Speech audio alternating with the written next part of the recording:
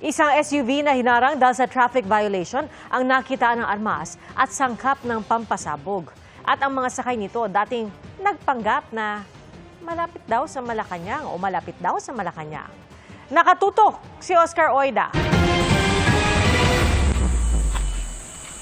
Sinita dahil walang plaka sa likod at di otorisadong paggamit ng blinker ang itim na SUV na ito noong Biyernes sa Filipinas Avenue, Parañaque.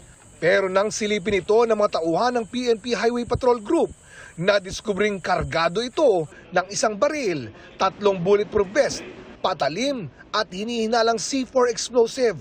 With due authority and in the presence of media and barangay official, the officers lawfully opened the vehicle. Wala pa raw maipakitang ORCR ng sasakyan. Kinilala ng mga otoridad ang 2 sakay ng SUV na sina alias JJ at alias Lito na base sa background check ng mga pulis ay dati na umunong nasangkot sa panluloko. Minsan na raw sila nagpakilalang malapit sa First Family at nanghihingi ng pera kapalit ng pabor. Nagpapanggap na konektado sa First Family at nanghihingi sa mga negosyante sa Cebu ng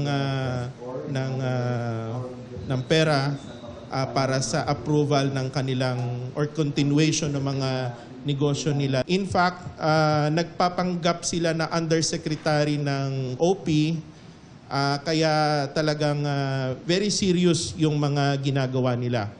Dahil sa mga armas sa SUV, pangamba ng mga otoridad, baka hindi lang sa panloloko sangkot ang 2. Baka nag-evolve siya sa mas malalim na criminal activity, kaya may dala-dala siyang explosives. I will ask also the help of national security kasi wala namang sibilyan na makakapagdala ng C4 at hindi ganun kadali na makapag-acquire o makakuha niyan at totally bawal yan.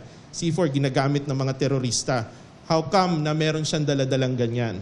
May kasama pa to nung sila masita, medyo naka-extricate lang. Hindi Pero may kasama pa itong isang sasakyan.